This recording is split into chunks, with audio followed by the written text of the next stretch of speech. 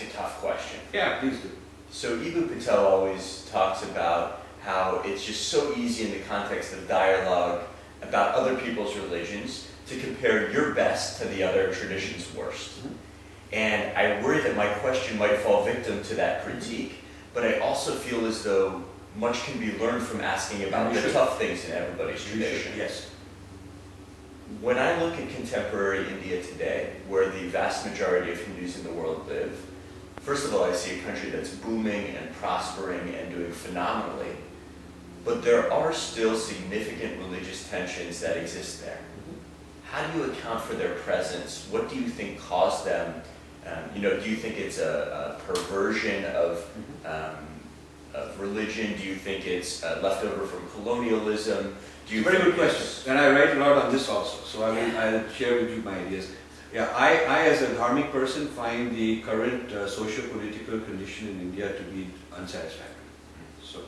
And I do not consider this to be a sort of, nor do I consider the trend of materialism and imitating the West to be dharmic necessarily. Dharma is not go back to time either. It is not that you run away and live in some cave and don't have medical progress and technological progress. All that is fine. Progressiveness, science, and inquiry is all fine.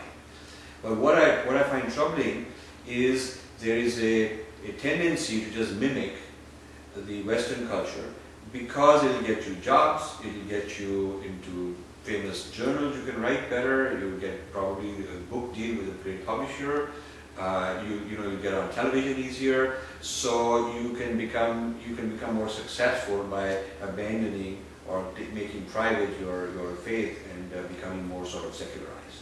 Because the West has controlled the definition of what is secular. And the dharmic equivalent would be pluralism, not negating the faith but having lots of faiths. That would be the dharmic equivalent. So there is a dharmic term for that, which I also read about, which is a dharmic response to secularism. But India didn't follow that path. India likes to call itself a secular democracy rather than a pluralistic democracy, which would have been better in my opinion. What happened to India is that there was Gandhi who wanted India to go back to Dharma. He used Sanskrit non-translatables in his life. He lived differently. His life, his dress, language, style was different. He was very audacious. And he said, I respect the English, but they shouldn't impose on us. And by the same token, I don't impose and want the English to become like us either. So we are how we are, and we should respect each other. But I hold my ground firmly. Now he wanted a return to Indian society after independence that would be dharmic, villages would be empowered, it would not be top heavy, not be top down, centrally governed, because Indian society was very decentralized, and local villages having their own governance and their own, bottom-up kind of society. And bottom-up goes very well with this idea of dharma where each individual has his own dharma. So a few people who get together who have had similar experiences might form a sangha. But it is not some church headquarters bringing it down on us. It is or centralized government. Or centralized government. So it is neither centralized religion nor centralized government, but very decentralized. Gandhi had this idea. Now, Nehru, who prevailed, was trained in Oxford, a very Eurocentric kind of person. In John Kenneth Galbraith's writings, he was the former ambassador to India and a great Harvard economist. He knew Nehru very well in the 60s. In one of his writings, he says that Nehru considered himself to be the last Englishman to rule India. They were so proud of being English. He had this great complex of India. So the system of governance became secular democracy rather than pluralistic. It became high industry imported from the Soviet Union. A lot of these central 5-year plans. He wanted India in a few decades to kind of have this European-style industrial revolution. But built on not entrepreneurship. Indians are very good entrepreneurs, exceedingly good entrepreneurs, because that's something bottom-up. That's something decentralized. People self-organize little groups and they become big groups. And Indians are very difficult to manage. I used to be in the corporate world, very difficult to manage and control in large numbers. Westerners are much more compliant. Westerners will fall in place. If you can order them, you can organize them, and Indians will all do their own thing. Everybody will do their own thing and become ultra-creative and almost anarchical. But that's the character of that sort of a society. So India lost its soul, if you will, In the Nehru versus Gandhi fight over India's soul, Nehru won. And Gandhi was very old, he died. So Nehru, it's a Nehruvian idea of India that started building the foundation of India. So what has happened specifically in India is that religious conflict, now you talk about violence and conflict. The violence and conflict in India has got multiple causes, and this the media doesn't analyze properly. They like to blame somebody because it's easy to do. But the many causes are the parliamentary system of representation, rather than a presidential election system where you directly elect the president. The parliamentary system has advantages and disadvantages. The advantage is that even a little group can have 1 or 2 parliamentary members. You know, if you are 2% of the vote, you might get 2 or 3 members in there. So for example, in this country, if somebody were, you know, if there were a parliamentary system, then, you know, some teeny little group may get one congressman of theirs. And the whole country elects then a certain percentage. All the people who are elected, then all the equivalent of senators and congressmen, then they elect the president. So this gives you diversity of representation. However, the problem of this has been that the exploitation of this in this age of materialism and corruption. Corruption is the real cause of India's problem. Corruption, greed, corruption. It has become profitable to become an elected official. Because if you get elected, for that you need to convince some ethnic group or some religious group or some identity that they are a victim. If they elect you, you have to have a voice. So the victimhood gets you elected.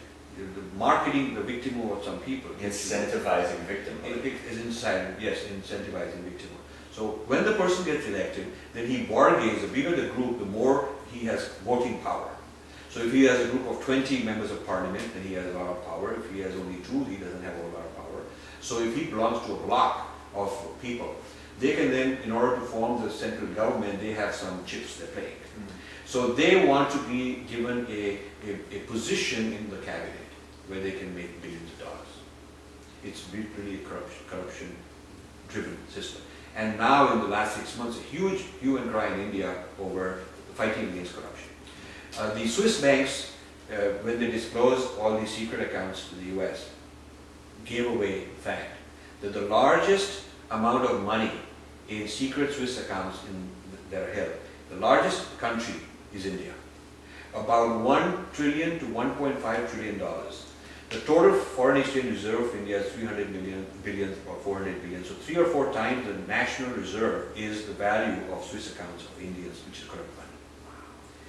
Now, this is because the money they get in bribes and deals, they'd like to have it parked somewhere else, so it can't be found. So the politicians are in it, the business people are in it, the media people are in it, some religious people are in it. So basically you have a very corrupt society. This is a result of greed and materialism gone haywire, not a dharmic way of life.